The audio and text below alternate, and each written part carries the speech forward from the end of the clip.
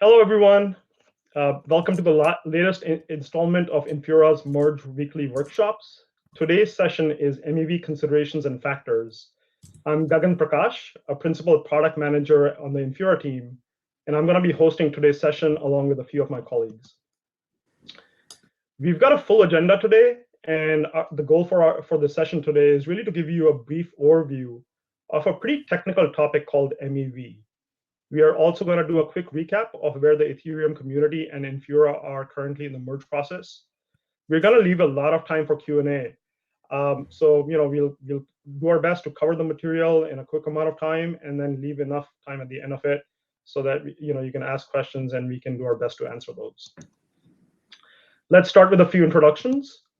On the call today, I've got a few colleagues and special guests who are presenting with me. We are a part of a larger team working on the merge for Infura and for Consensus. We will all cover different parts of today's presentation, and you will also see us along with another colleague, Clemens Van, answering your questions in the chat. I'll just have everybody introduce themselves. Simon, you want to kick us off? Hey, everybody. My name's Simon. I'm Blockchain Ecosystem Advisor in Consensus. I've been with Consensus for about 6 months now, and my role is basically researching emergent trends and evolving trends in the ecosystem and trying to just figure out what implications they have for Consensus. Nick? Hello, everyone. My name is Nick Hewitt. I'm a senior backend engineer on the Infura team, and I've been with Consensus for a few months now. Tariq? Hey everyone, my name is Tyreek Houston. I'm a senior UX researcher with Infura at Consensus. And basically what I do is uncover the unmet needs of our customers and work along with our product team to help with strategy. I've been with Infura for about 10 months now and super happy to be here again for week 3 of the Merge workshop. Thank you. And folks, as I mentioned, Gagan Prakash, Principal Product Manager on the Infura team. I work with these fine folks here to make sure that we are providing a quality product to our customers. We're listening to our customers and making sure that we're doing the right things. A little bit of housekeeping before we jump in further. Please go ahead and help us out by clicking the green button you see on Crowdcast and filling out the community survey. The survey today is very different than the surveys we've had in the last couple of workshops. Today's survey has a few MEV-focused questions, and we're really trying to understand how well folks on the call already understand MEV, what they're looking for from Infura and for Consensus. So we would really appreciate if you could take a few minutes and answer that survey. We also use the data from the survey to refine and improve these sessions. So we've got a few other sessions which will come up in the next few weeks. So love your feedback. On Crowdcast, there's also an Ask a Question button, so please click that to ask a question. We will do our best to answer as many questions as possible that are relevant to the merge and to MEV. For questions that are not relevant to the merge and MEV, you can always join us at our monthly community calls.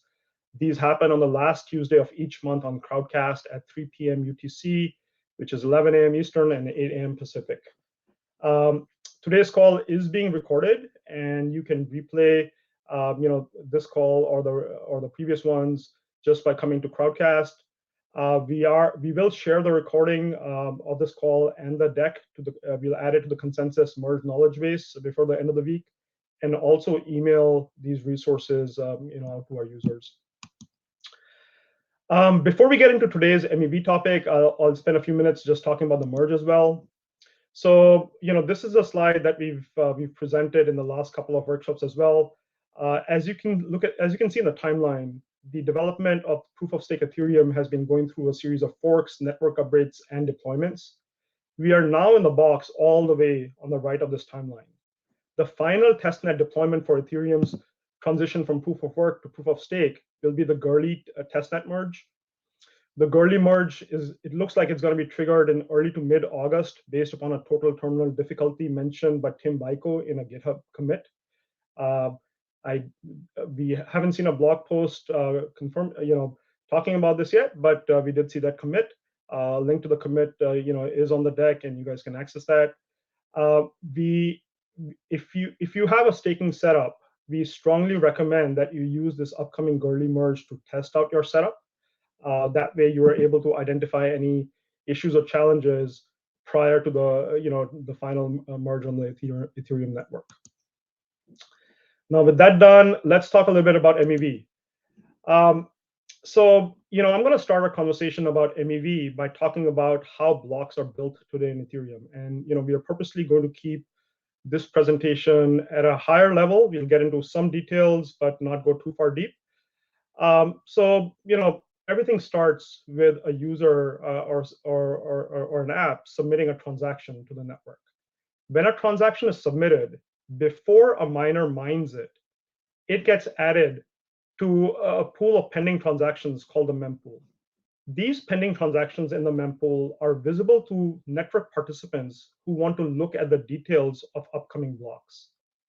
There are a set of participants called searchers, which includes bots as well as people who are trying to do arbitrage, who keep looking at these pending transactions in the mempool, trying to see if there's an opportunity for them to make a profit. Now, miners add transactions that give them the most profit. So the searchers, they take advantage of this incentive that the miners have. And before pending transactions are mined into a block, the searchers can create new transactions that affect the set of transactions a miner will finally choose to put into a block.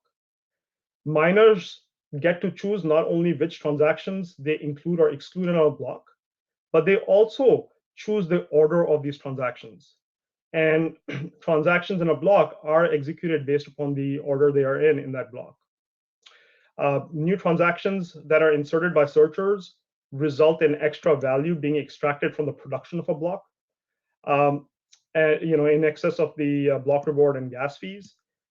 This extra value it used to be called miner extractable value, since it's the extra value that miners are extracting.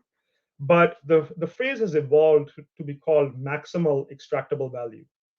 The activities associated with MEV have been going on for some time, but they were really brought to light by a paper called the Flash Boys 2.0 paper that came out in 2019. We've got a link to that paper in the resources section, and Tariq will go over that later in the presentation. The team that put this paper out is the Flashbots team, and they have done a lot of research in that space, and we've got a link to those folks as well in the resources section. So, we talked about MEV at a very, very high level. I'll walk you through a more detailed example. So, T1 and T2 are unmined transactions in the memory pool. They're waiting for a miner to pick them up and decide to put them in a block. While they're waiting, searchers are examining these transactions in the pool to see if they can take advantage of them. In this case, the searchers may see that they can take advantage of T1, so they go ahead and they submit T3 and T4. So now the memory pool, the set of unmined transactions, actually has these 4 transactions, right? And this, the mempool that I'm showing you here, it's sorted by arrival time of transaction. However, if you take this view and we sort it based upon gas, what you can see is that the T3 transaction which the searcher has added will actually appear before T1, and the T4 transaction can happen right after T1. So in this manner, the searchers and the bots are able to control which transactions can get added to a block and the ordering of the transactions as they get executed. So when a block is actually mined by the miner, it can be set up to have T3, then T1, then T4, and T2 can actually be left out of the block. So that's an example of MEV. And what I'll do now is I'll ask Nick to actually walk us through a few other examples of MEV, as well as talk about some of the solutions that are available which help address MEV. Nick? Thanks, Gagan. So yeah, I'm gonna speak a little bit about the impact that MEV has on network participants and end users in particular. So the first thing I'd like to mention is MEV has a huge economic impact. So if you look at the numbers here at the top of the slide, this shows the total extracted MEV since January 1st, 2020. And that's that 600, over $600 million value there. It also has, we have the 30-day and daily extracted MEV. So it's quite a lot, and it's most likely going to keep growing as the ecosystem evolves. And so the pie chart also that's on the slide, it shows that typically when searchers submit MEV, when they take MEV opportunities, they get a percentage of the profit. So the profit is split between both miners and searchers, and this shows the breakdown between the two. And so the second way that MEV impacts network participants is through increased transaction costs. And so this usually comes about by searchers. So as Gagan mentioned, searchers, they monitor the mempool for transactions that may result in MEV opportunities. And so typically searchers then insert extra value extracting transactions. And so this results in extra load on the network. So peer-to-peer load.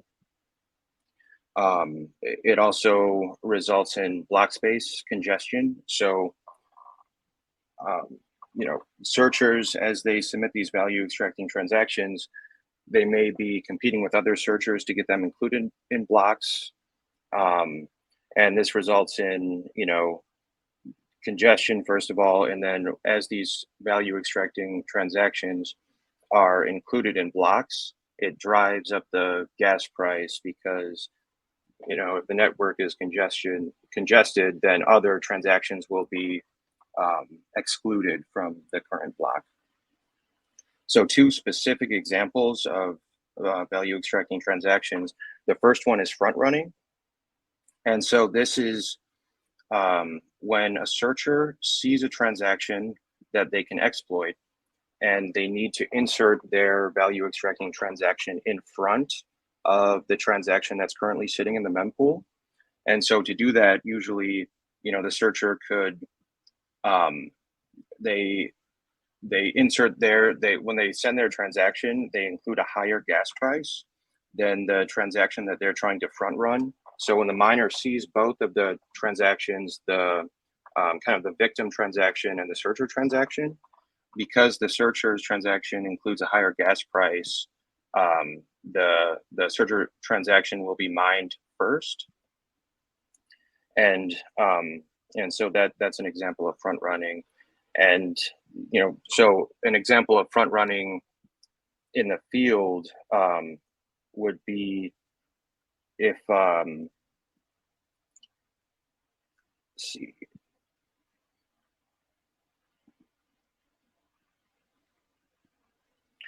So typically, say, for example, if somebody launches a new pool on Uniswap, a searcher can see that, and then they can insert a value extracting transaction to be the first to get into that pool before others. And so they would insert the front running transaction in order to do that. So the second one is back running. And this is usually when the searcher, they see a transaction that's already in the mempool. They insert their value extracting transaction with a lower gas price. And so this way, the victim transaction is mined first, and then the searcher transaction is mined just after the victim transaction. And so both of these are used in sandwich attacks, which I'll talk about in the next slide.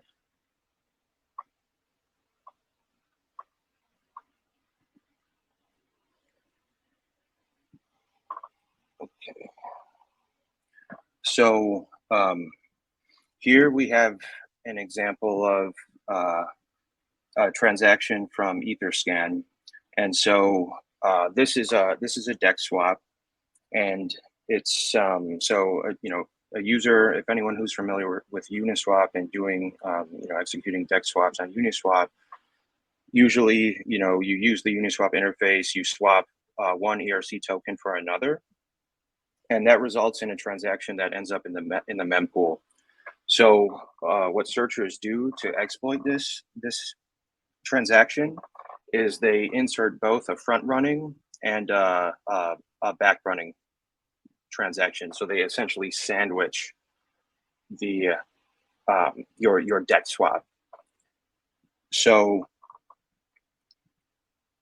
if we look at this image here, this shows an example from Zero MEV of a sandwich attack. And so you can see that the victim transaction is shown in the middle, and this is at the rightmost column, it shows the gas price of each transaction. And so what the attacker has done is they see the victim's swap transaction. They then send both a front run and a back run transaction. So you can see that the front run transaction, it has a higher gas price than the victim transaction, and the back run transaction has a slightly lower gas price. And this is done so that when the miner is deciding the order of transactions in the block, the miner will select the front run transaction, the sandwich transaction, which is the victim transaction, followed by the back run transaction.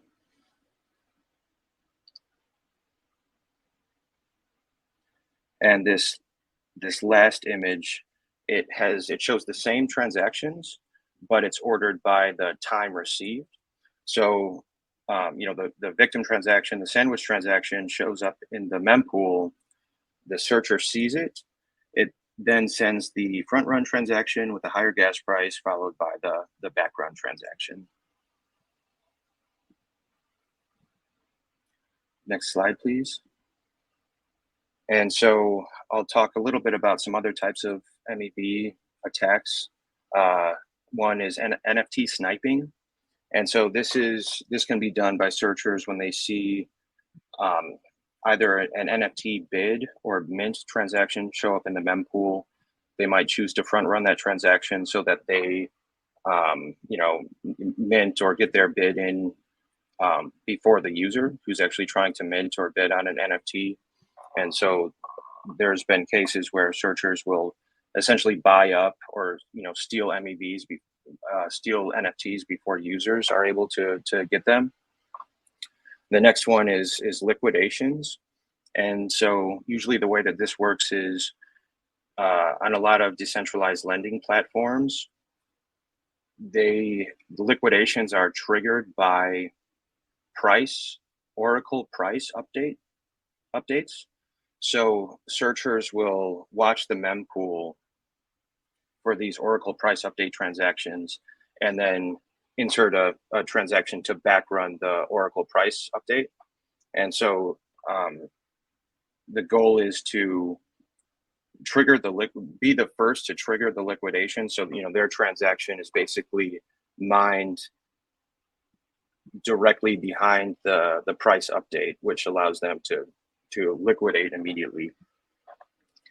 So the price, gas increases and failed transactions. So this kind of gets back to the peer-to-peer network load and also block space congestion.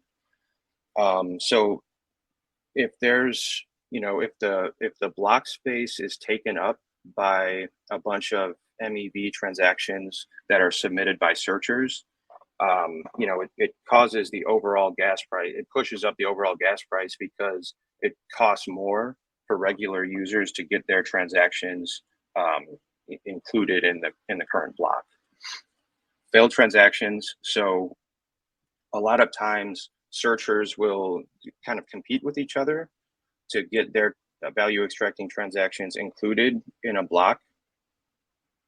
And in order to do that, a lot of times they'll increase the gas price. They'll kind of get into gas bidding wars with other searchers, and that results in a lot of failed searcher transactions. Censorship. So this it refers to a miner's ability to censor transactions. So today in proof of work Ethereum, blocks are created by miners. So miners technically they can choose to exclude or delay certain transactions. So an example might be in a sandwich attack. The miner could delay that user's transaction until they are able to, reach a price where they're able to maximize the ability, maximize the value that they can extract from that sandwich attack. So this is more of this is an ongoing area of research, and some people speculate that this will be an issue post merge, because so block builders will be able to offer censorship as a service. And so the idea there is that searchers will be able to essentially pay block builders to delay or outright censor certain transactions. And so lastly, I would just like to mention that MEV, not every type of MEV is bad.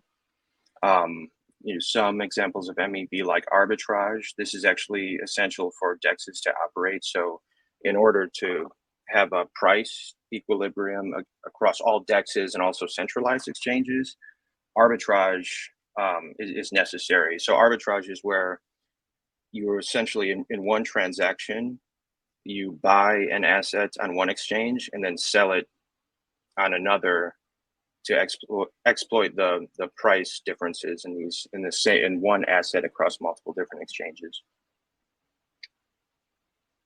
Next slide, please.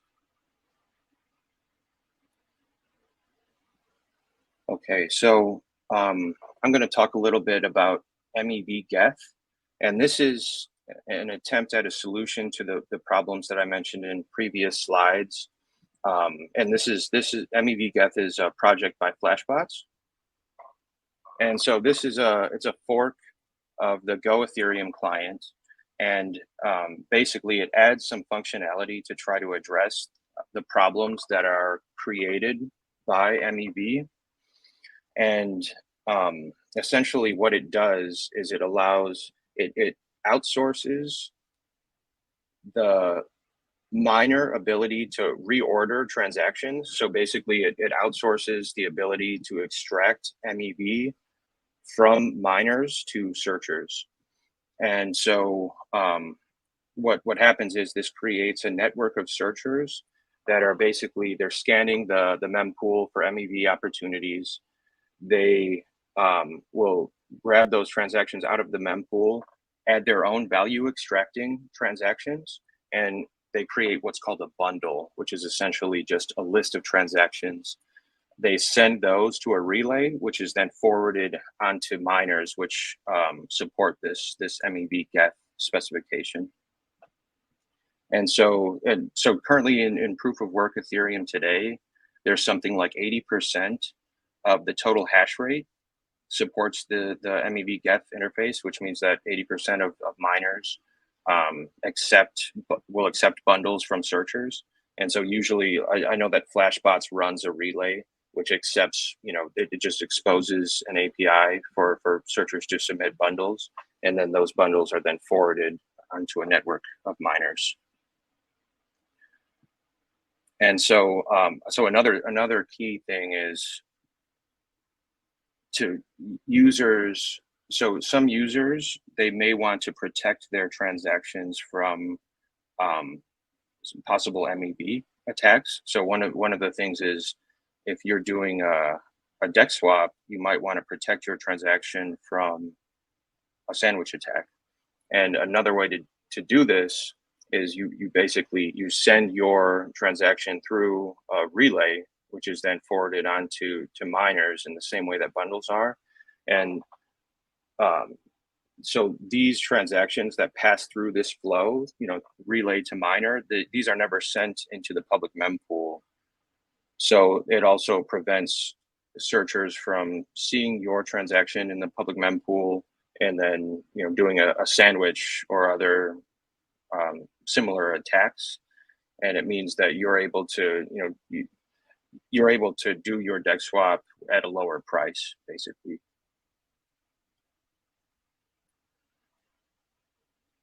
Next slide, please. Okay, and with that, I will pass it to Simon, who's going to speak about the impacts of MEV Post Merge. Thanks, Nick. Hello, everybody. Yes, indeed. So I'm going to talk about the effects of MEV and how it's going to change post-merge, and who the various actors will be and different relationships between them. Before I get stuck into the details, I'm just going to level set on the basics to just set a foundation for talking about what aspects of MEV are going to change. And I apologize if I'm running the risk of repeating a lot of what's been said already. And I know that a lot of you will be familiar with this, but just to level set, I'm going to talk about the change from proof of work to proof of stake. So currently, miners produce blocks, right? Or more specifically, mining pool operators produce blocks. They're the ones who take all of the transactions from the public mempool and put them into a block, and then hand it off to mining pool participants to find a valid proof of work. And as soon as they do, they release the block to the network, and the first people to do so get all the block rewards and transaction fees. Okay, so that's how it works today. And that process, it roughly takes about 13 seconds. It's on average, it's about 13 seconds for a block, which is probabilistic. It does vary, and it's governed by the protocol itself, which adjusts the difficulty to make sure that it always converges in around 13 seconds. So when we move over to proof of stake after the merge, miners go out the window and validators come in. Okay, and everything is governed not by a probabilistic proof of work algorithm, but by the beacon chain. And everything runs on 12-second slots. It's completely deterministic, 32 slots per epoch. And as a validator, you are selected pseudo-randomly by the protocol to be a proposer for one of those slots. And you'll know ahead of time, usually in the epoch preceding, whether or not you're a proposer and for which slot you're the proposer for. And at the same time, the beacon chain organizes an attestation committee to provide attestations that the block produced by the proposer is valid. Now, as a proposer, you become what the miner is today, right? You get to create the block, you get to decide what transactions go in the block, and you get to capture whatever MEV you can with whatever MEV strategies are available to you. Or you can outsource to an external MEV searcher, which I'll talk about in more detail in a while. Okay, but that is essentially how it's going to work, right? So from a validator's perspective, from your perspective as a solo staker, you will need to run both the consensus layer client and the execution layer client, okay? So yeah, you're going to have to run both of them, and you're going to have to make sure that they're talking to each other. Okay, so that involves a few different steps, such as creating a shared JSON web token secret for both clients so they can communicate. Obviously, you want to set the fee recipient address so that you can get all of the transaction fees from the miner tips. And there's various other things you need to do as well. Fortunately, I think a lot of that was covered during last week's Solar Staker workshop with Michael Ruler. So please go back and review that if you haven't done so already. And it links out to other resources as well that you can reference before you proceed. But that's what you need to know as a validator. Now, now that we've discussed that, let's talk about what it means for MEV and how that's going to change. Okay, well, recall, actually, sorry, could you go to the next slide, please, Kagan? Okay, so recall that I said as a proposer, if you're as a validator, if you're selected to be the proposer for a given slot, you get to produce the block, okay? Or you can outsource it to an MEV searcher. Okay, so from the perspective of the consensus layer client, okay, the consensus layer client basically asks for a block, okay, by default from its local execution layer client, and a block comes back and it proposes it to the network. However, you don't necessarily have to get it from your local execution client. You can install a piece of software called MEV Boost, which was developed by Flashbots, and you can ask that for a block instead.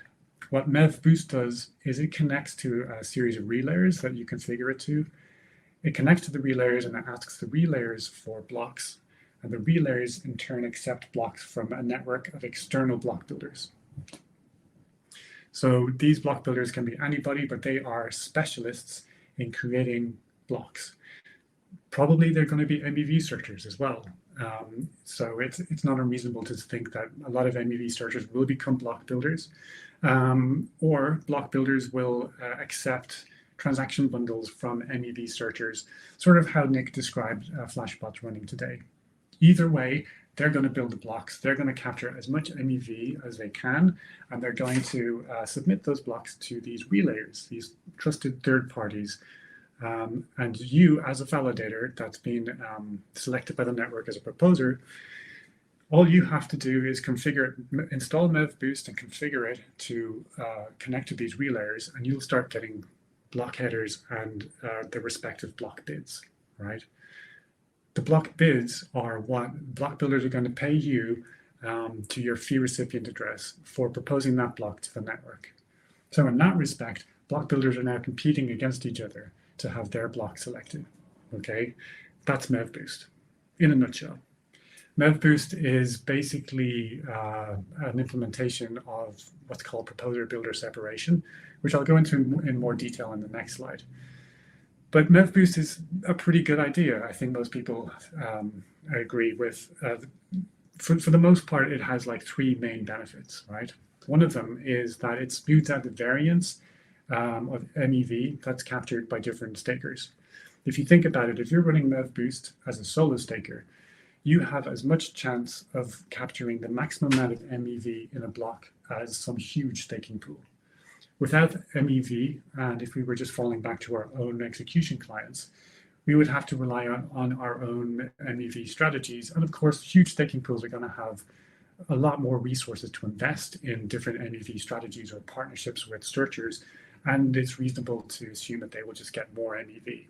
But those economies of scales aren't healthy. They create a centralizing force, which is sort of generally bad for the ecosystem. With MEV Boost, everyone gets the same chance, even the solo stakers. So that's one huge benefit.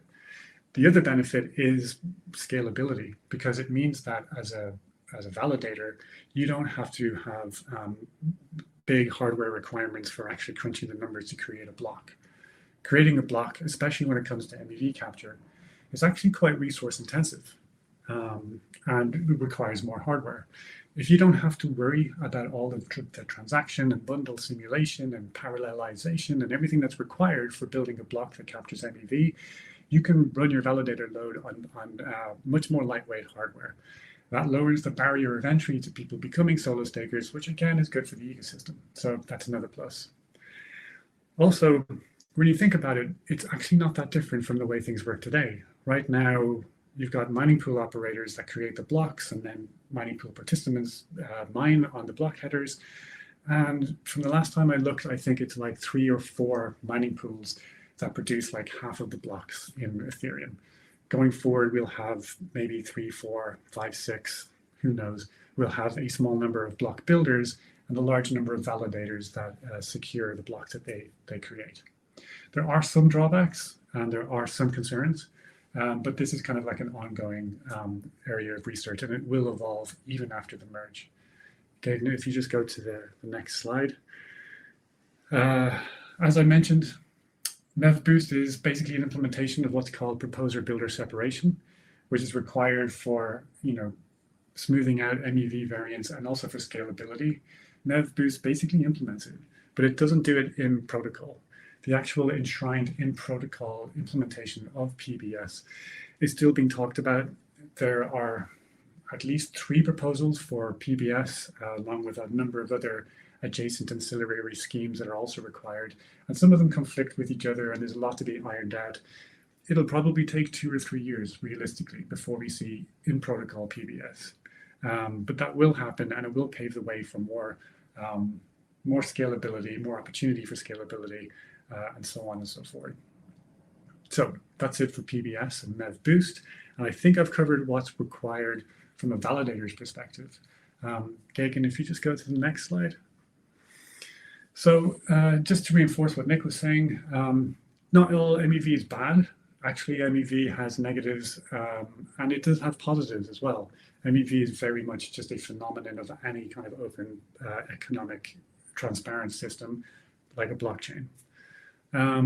Research and development is ongoing. It's going to be ongoing for the next number of years. There will be other upgrades with other significant changes. That being said, the merge is definitely the biggest upgrade Ethereum has had. Not only that, is probably the biggest upgrade that we will see for a certain amount of time, and it's going to have huge changes. So make sure you're ready. We're here to answer any questions, and all of the material, as Gagan said, will be published afterwards, and it will be there to reference back. But make sure you're prepared and informed. Okay, thanks, Gagan. Excellent. Thank you so much, Simon and Nick. Lots and lots of detail, and I hope it was beneficial to everybody on the call.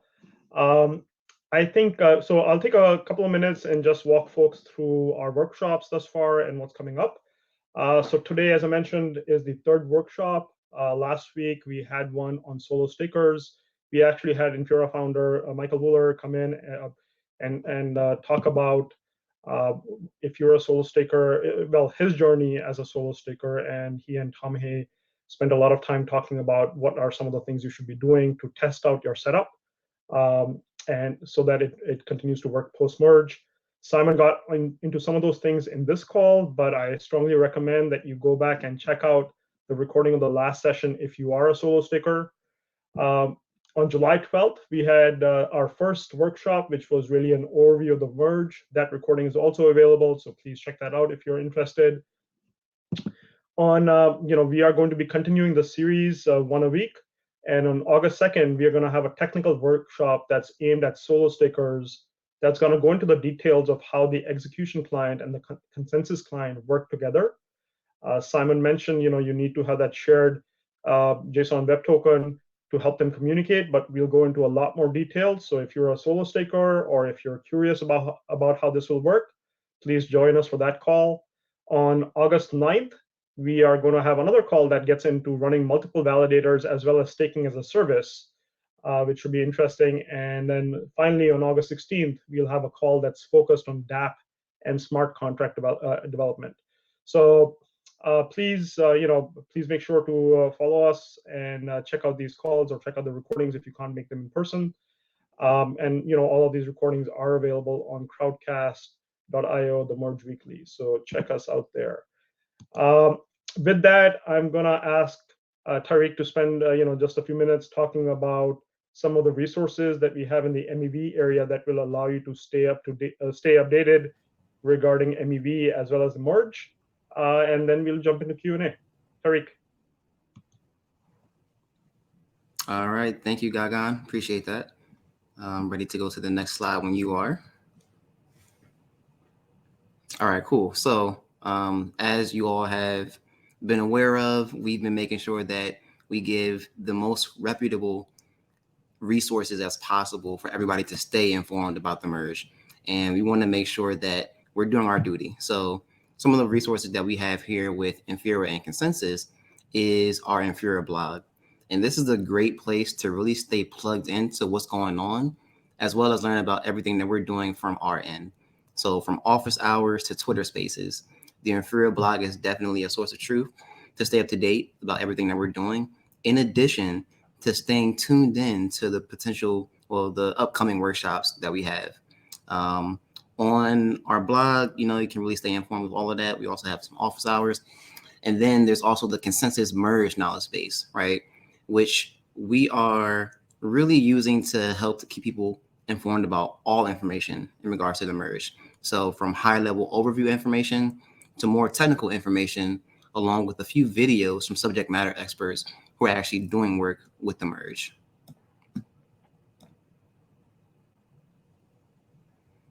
And we also have a few resources from the Ethereum Foundation themselves. So we reached out to a few subject matter experts and colleagues from the Ethereum Foundation, specifically Tim Byko, and they have actually passed on some resources to us, and we've passed on some resources to them as well. So there is a community call for the merge that's happening on August 2nd. And the Zoom link is publicly available and details what is going to be discussed using the Ethereum Foundation's GitHub link. Now, again, that is publicly available. If you're unable to make that call, they do record all of their sessions, so you're able to go back and rewatch it. You can also subscribe to their calendar so you can have a full list of every call that they're having. The Ethereum Foundation is also a great website that's covering the merge and what different stakeholders really need to do to get ready as the merge approaches. And then finally, there's a mega merge resource list, which we talked about over and over again, but it really compiles a whole bunch of resources and also gives you a history of the merge coming together in a single place. So make sure that you check that out. And then last but not least, there's a ton of MEV resources out there, and we've collected some of the most reputable ones to ensure that you have a better understanding of what MEV is, how to monitor its impact on you, as well as on other network participants, as well as how to stay on top of changes that are happening with MEV. Some of the great articles that we really want to highlight in this area include Ethereum is a Dark Forest, also Hidden World of Ethereum Snipers, super great resource. The Hitchhiker's Guide to Ethereum is also a great resource to really understand where Ethereum will go post-merge with respect to MEV. And last but not least, Zero MEV at the bottom is also a great resource to put in either your wallet address or a transaction ID that you submitted to see the MEV that you were potentially subjected to. And of course, we have a lot of information and resources from Flashbots and the Ethereum Foundation. And last but not least, this is our call to action. Every workshop, we have this call of action, and we want to make sure that our community completes our survey. As Gagan explained earlier in the call during his introduction, we really use these insights to not only refine the survey, but to refine and make sure that we're making iterations for the next upcoming workshop. And we also use this information to ensure that we're addressing your questions and meeting your needs as the merge approaches. So not one response gets overlooked. We make sure that we go through every response because it's important to us. So make sure that you complete our survey. There's a button at the bottom of the Crowdcast community call, which is green, that will take you right to the survey. So please submit this. This will actually close at the end of the week. Today's Wednesday, but we really want to hear from you. And next, I'll turn it back over to my colleague Gagan, who will be running the Q&A for the remaining time that we have. Thanks, Tariq. So, I think I see a lot of great questions, and I know Clemens has been answering them. I'll pick some of these, but if you have others, please click the Ask a Question button and ask your question. Let's see. What is your plan if the update is not done correctly? So, great question. As I pointed out in the timeline slide, the merge is not something that is just thrown together. It's gone through a lot of testing and a lot of work. And at Consensus, we continue to do that. We are doing a lot of tests across our stack to make sure that the post-merge, our systems will continue to support customers in the way customers need to be supported. So we are really taking the approach of testing everything repeatedly to just ensure a smooth transition post merge. So that's something that we've been focused on. The other part is really educating the community regarding what the merge means to them, and we are taking various steps like these calls to help make sure that we work with our customers who use our systems to make sure that they are testing their systems against things like the Gurley testnet to ensure that they'll continue to operate once the merge is live. So I think across the value chain, the key thing of importance is to ensure that we are all testing the different pieces of our stacks. Let's see.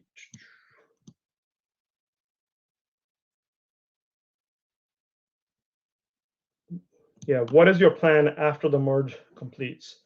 So once the merge is completed, Consensus will continue to work on developing its different solutions to help meet customer needs. We are part of the Ethereum community, and a lot of what we do helps empower the community to build technology and product, for not just Ethereum, but many of the other L2s as well. We will continue expanding the set of networks that we support. Our plan post-merge is to continue to empower our development partners to work with us and build solutions.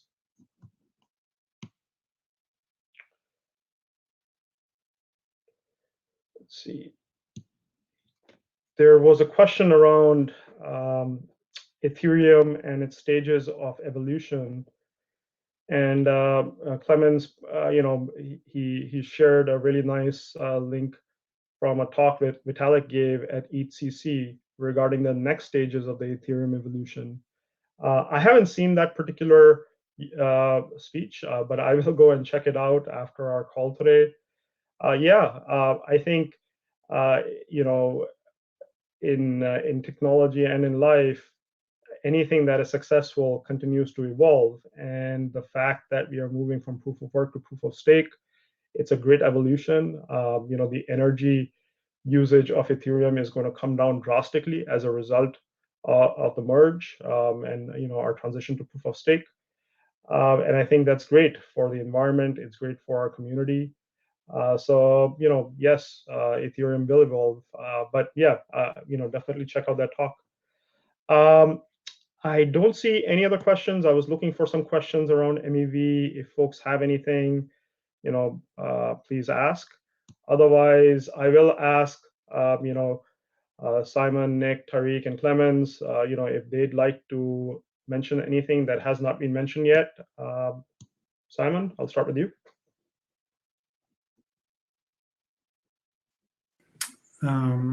Anything I want to mention that hasn't been mentioned yet?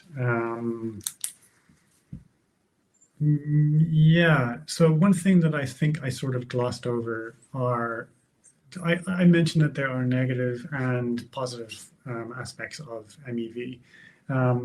There's certainly a lot of uncertainty around how exactly the ecosystem as a whole is going to evolve over the next maybe year to 18 months.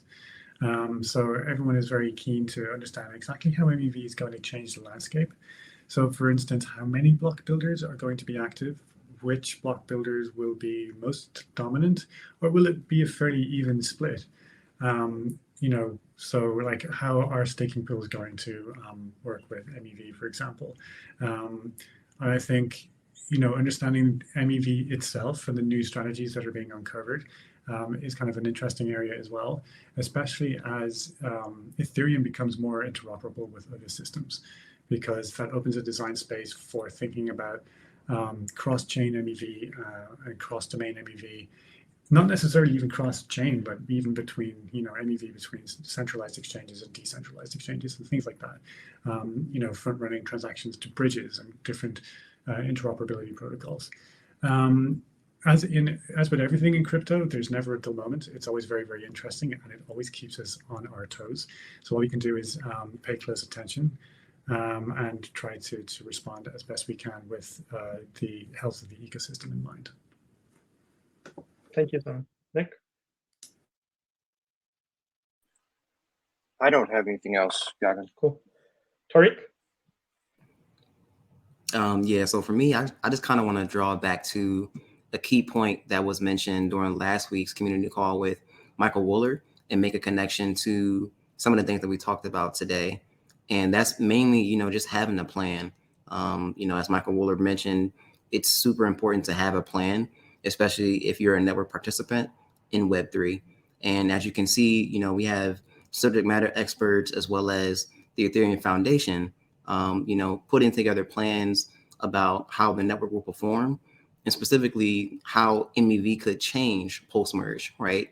As Simon mentioned, there's a few proposals that are out in the works right now being discussed, and the potential timeline for that for any of those being implemented is between 2 to 3 years. So, really planning, forward thinking, but also, understanding both the pros and the cons of each plan that is being discussed right now. So, even outside of Web3 in life, just having a plan is super important. So I think I just wanted to re-emphasize how important, having a plan is as a network participant, in addition to, just having a plan in life. So I think that's the only thing that I would add, Gagan.